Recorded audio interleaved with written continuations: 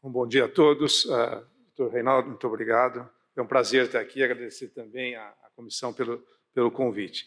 Então, à medida que o conhecimento avança, a gente sempre tem essa pergunta, né, sobre o fim da cardiomiopatia idiopática. Quer dizer, essa é uma questão fundamental. E o que eu vou procurar discutir com vocês aqui é que, na realidade, a gente tem que mudar o foco para a amplitude do conhecimento que a gente tem hoje em dia e que, fatalmente, com o tempo, vai reduzir. Mas eu quero salientar alguns dos pontos que acho que merecem destaque. Então, nós estamos falando das cardiomiopatias, um conjunto de doenças genéticas muito prevalente, né? Se estima que tenham 15 a 20 milhões de pessoas no mundo, não é? uma prevalência bastante alta. A apresentação dela, nós todos sabemos, é muito diferente nessas classes que a gente diz, e mesmo dentro de uma mesma classe, como nós vamos ver, essa apresentação é distinta e isso representa um dos grandes desafios que a gente tem. Se a gente pensar que no início da década de 90 foi realizado o primeiro estudo que demonstrou o envolvimento de uma proteína sarcomérica com a cardiomiopatia hipertrófica, a gente começa a apreciar aonde é que nós estamos agora. Então, hoje, quando a gente olha, por exemplo, a hipertrófica, ela é quase que um sinônimo, né, de uma doença do sarcômero. Então, existem pelo menos 13 proteínas que hoje a gente sabe que participam desse processo, lembrando sempre que tem um overlap entre essas doenças, então, frequentemente, um dos genes pode dar origem ou à hipertrófica, ou à dilatada, ou à ritmogênica, mas a gente tem alguns denominadores comuns, né? Então, quando a gente pensa na dilatada, além de ter alguns desses genes envolvidos, mas tem também genes que conectam o sarcômero tanto com o envelope nuclear quanto com a periferia da célula, né? E a matriz extracelular. Então, isso é o que caracterizaria a dilatada e a ritmogênica, já quase que uma doença do desmossomo, né? Então, quer dizer, são essas proteínas de conexão que frequentemente estão afetadas. Mas, de novo, existe uma variabilidade muito grande de expressão, não só entre as classes, como dentro de uma classe. Mas progressos substantivos estão sendo realizados. Então, aquela nossa ideia inicial, um gene, uma doença, e principalmente com a identificação dos genes que afetam proteínas do sarcômero, ela foi uma plataforma interessante para a gente tentar entender e explicar o quadro que aparece no dia a dia, no seu consultório, o paciente que aparece lá. Então, desde das alterações valvulares, os diferentes padrões de hipertrofia, a fibrose, as doenças vasculares, etc. Então, isso sempre representou um desafio e deixou um gosto assim que não dava para explicar tudo. Sem contar ainda que a penetrância da doença não é 100%. Então, isso a gente vê até numa mesma família ou entre famílias que têm uma mesma mutação. Você pode ter, numa família ela aparece ou não, ou mesmo em indivíduos da mesma família, sugerindo, então, que existem outras influências, tanto genéticas como não genéticas, que participam disso. Então, eu diria que agora nós estamos tendo ferramentas para começar a entender essa outra parte do quebra-cabeça. Quer dizer, é fundamental aquele primeiro exemplo, mostrando aonde é mais provável ou a localização dos genes associados a essa doença, mas hoje a gente já começa a ter uma preocupação maior, que é entender essas relações do defeito genético com os demais, com os vários fenótipos que acontecem. Então, aqui ilustrado, né, nesse chamado modelo de convergência, onde a gente procura, a partir de um defeito, né, tentar entender como é que ele dá origem à fibrose, ao outro fenótipo, que é a vasculopatia, as diversas afecções de hipertrofia que aparecem e aquela desorganização do miocárdio.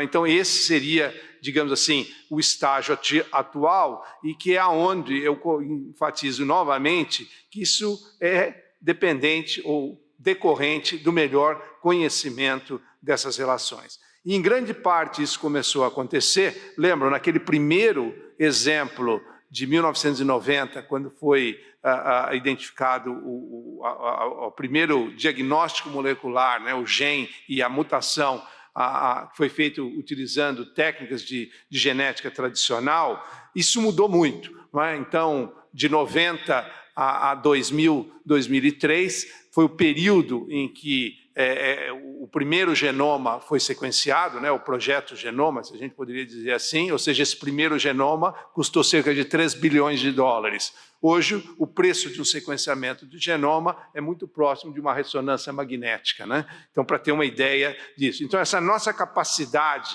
de indagar variáveis ou biomarcadores está aumentando muito essa nossa melhor horizonte do conhecimento dessas patologias. Agora, a grande dificuldade é como é que a gente incorpora isso à linha de cuidado do paciente. Porque mesmo quando a gente fala em genética, pensa-se muito em acesso, custo do exame. O custo do exame provavelmente vai ser resolvido, ou porque ele vai baratear mais, ou porque vai se equilibrar, como aconteceu com a ressonância magnética e várias outras. Agora, a interpretação desse resultado ainda é um desafio muito grande. Então, quando a gente fala de acesso, não só é um problema de educação médica, não médica, né, dos profissionais de saúde, né, da população envolvida, os pacientes, como dos sistemas, sejam eles públicos ou privados, responsáveis pelo pagamento e pela aferição de se isso agrega valor ou não à nossa atividade. Então, como é que isso vai ser resolvido? Eu acho que cada país vai ter que começar a identificar o seu modelo, e nós temos um modelo misto aqui no país, que tem o sistema SUS, que atende cerca de 70% das pessoas, e 30% que são assistidos ou pela saúde complementar ou pelo serviço privado. Quer dizer, como é que isso aqui vai se encaixar? Vocês vão ver que não é muito diferente do modelo que vai ter que ser utilizado no SUS ou não SUS. Então, primeiro, você vai ter que ter centros que se especializam nisso. Eu não estou sugerindo que cada hospital tenha, mas cada médico no seu consultório, eventualmente, vai ter que ser capaz de ter um relacionamento com esses centros de medicina de precisão. Por quê? Porque eles são multidisciplinares, eles não podem estar ali à sua disposição, cada um criar o seu. Então, nós vamos ter que nos organizar de uma outra maneira. Por quê? Nesses grupos, você tem geneticistas clínicos que conhecem muito, às vezes, de casos sindrômicos e não têm muito conhecimento, às vezes, dos problemas que nos afetam no dia a dia, nas doenças cardiológicas. Você tem cardiologistas que estão se especializando em genética, sejam os da área da arritmia, das cardiomiopatias, conforme nós estamos falando aqui, doença congênita, doenças da aorta, e assim por diante. Existem pessoas que têm que interpretar dados, né? Dados de imagem, eletrocardiograma, quer dizer, custa quanto? R$12 no SUS, um eletro? Quer dizer, alguma coisa desse tipo. O número de informações que nós temos hoje nessa área que o eletro está sendo revisitado com outros olhos, quer dizer, está se tornando muito valioso. Agora, não é qualquer cardiologista que está preparado para fazer isso, embora todos nós tenhamos sido treinados para fazer isso. Então, são elementos que estão sendo incorporados fundamentais, ou seja, é como aquele restaurante, né, de beira de estrada, sob nova direção, mas que na realidade é a mesma comida, só que nós estamos vendo ele de uma forma um pouco diferente. Né? Tá lá, parece que é um negócio novo e não é, mas nós vamos revisitar cada uma dessas etapas de uma forma nova. Biólogos, bioinformatas, enfim, e todo esse pessoal. Nós, então, com o apoio do projeto PROAD SUS da Beneficência Portuguesa, né? Então, uma forma, é um recurso federal, mas que está descentralizado, nós estamos fazendo essa tentativa para ver quais são os gargalos e como é que é a melhor forma de fazer essa incorporação. Então, nos últimos 2 anos, nós incluímos cerca de 3.800 pacientes, né, com mais de 3.000 genomas sequenciados, não é? E vários familiares já também investigados. Então, participam grupos em todas as regiões do Brasil, e a grande notícia é que nós acabamos de renovar esse projeto. Então, agora, 24, 25 e 26, então nós devemos expandir o número de instituições parceiras. E lembrando, isso aqui é muito diferente de pensar em acesso, você ter acesso ao teste. Então, isso aqui não significa que você vai no laboratório A, no laboratório B e fala, eu quero fazer um teste genético. Ou você vai numa empresa chamada 23andMe e fala, eu estou curioso sobre o meu genoma, posso ver? Não. Aqui você precisa ter uma suspeição clínica. né? Então, no caso aqui em tela, que nós vamos discutir, uma suspeita de cardiomiopatia hipertrófica. É com base nisso que, então, a equipe começa a trabalhar, começa a ter uma avaliação pré-teste para saber se é realmente necessário fazer aquele teste. Cada vez mais esses dados estão sendo consolidados nas nossas diretrizes. Então, são avaliações da inclusão. Daí, existem várias plataformas de sequenciamento e elas estão mudando à medida que o tempo passa. Por isso, a necessidade de ter esses núcleos que estão sempre avaliando qual é a melhor estratégia para cada uma das situações, não é? Depois que esse material retorna, ele precisa ser analisado. Então, nem sempre o laboratório onde você sequenciou, sequenciamento é uma commodity, ele pode ser feito em qualquer lugar e é por isso que o custo deve reduzir. Agora, a análise desse material é outra coisa. Então, por exemplo, os testes não são feitos no INCOR, eles são feitos fora, em laboratórios privados ou acadêmicos. Agora, a interpretação dos resultados é feita dentro do INCOR por uma equipe treinada e focada nisso. E de tal sorte que a gente não dá um diagnóstico molecular, o que é feito é um relatório médico daquela condição. Então, é isso que vai ser retorno para o paciente e, fundamentalmente, para o sistema de saúde, no caso, o médico desse paciente ou aonde ele estiver sendo atendido. E, evidentemente, que parte disso é você também tornar a medicina menos reativa e muito mais proativa. Por quê? Porque uma vez que eu tenho um diagnóstico molecular para um caso índice, eu tenho um marcador molecular para aquela família. Então, eu posso imediatamente fazer uma investigação nos pacientes de primeiro grau, e eu falo sempre primeiro grau, porque à medida que se encontra um de primeiro grau afetado, eu vou fazer a mesma pergunta para ele, e isso que se chama um teste em cascata, porque ele começa a se ampliar. Quer dizer, isso já foi feito, por exemplo, para doença, para dislipidemias, a níveis, inclusive, de países, como, por exemplo, a Espanha e a Holanda, aonde você faz. Então, é uma completa inversão do nosso modelo, ou uma complementação. Hoje, você pega, o paciente vem te procurar. Agora, nós já temos que reequilibrar essa equação para o sistema de saúde procurar o paciente de alto risco. Então, essas metodologias vão permitir que a gente faça isso. Então, para dar alguns exemplos aqui para vocês, no caso desse programa, das 3.000 amostras que foram avaliadas, quase 2.000 são de cardiomiopatias. Não é? E nessas cardiomiopatias, além delas, vocês têm as aortopatias, dislipidemias, doenças congênitas e arritmias. Nós vamos focar, então, nos exemplos dessas quase 2.000 cardiomiopatias. A gente vê que a hipertrófica é o maior número, com quase 900 indivíduos, a dilatada um pouco menos, a não compactada, que vai ser objeto de discussão, e a ritmogênica. Não é? Então, a primeira coisa é, qual é o rendimento desses testes? Então, o primeiro é que ainda há um desconhecimento muito grande. Então, quando a gente faz um teste desse, existem já um conjunto de variantes genéticas que a gente tem alta probabilidade de atribuí-las a uma associação com a doença em curso. E essas que são chamadas as patogênicas e as provavelmente patogênicas, estão aqui em azul nesse gráfico. E é aqui que eu gostaria de focar primeiro. Por quê? Depois você tem aquilo que é o pesadelo do médico, que é receber um resultado onde tem uma chamada variante que é uma VUS, é uma variante de importância incerta, não é? Ou seja, nós não sabemos, ela não é, eu não posso nem dizer que ela não está relacionada, mas não tenho dado suficiente para saber que ela está relacionada. Então, esse é um problema muito complicado. E depois tem aqueles testes onde a gente não encontra coisas plausíveis relacionadas à nossa suspeição clínica. Então, primeiro, focando aqui no azul, a gente vê que a hipertrófica, nós já temos quase 45% de positividade. Então, isso não é trivial. Quer dizer, você tem um diagnóstico de certeza para um paciente que está ali procurando. E depois nós vamos ver quais são as implicações disso a seguir. Então, na dilatada é um pouco menos, nós estamos por volta de 20%, aliás, 20% é o que aparece para grande parte das coisas, a não compactada, chamando a atenção que o número é pequeno, mas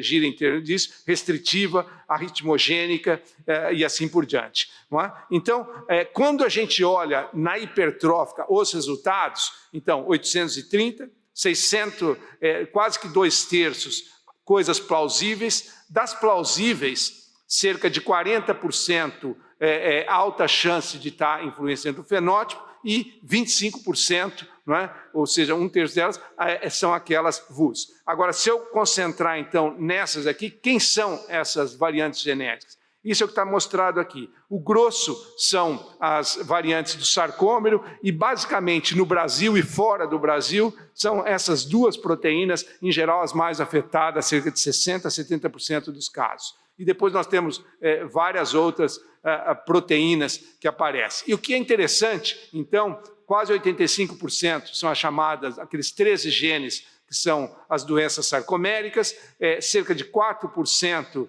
são as não sarcoméricas, mas tem de 5% a 10%, nesse caso, nessa amostra, 10,5%, que são as chamadas genocópias. Então, o que significa isso? Significa que, frequentemente, esse paciente está sendo tratado num hospital terciário quaternário, né, para uma doença, cardiomiopatia hipertrófica, só que ele tem outra doença.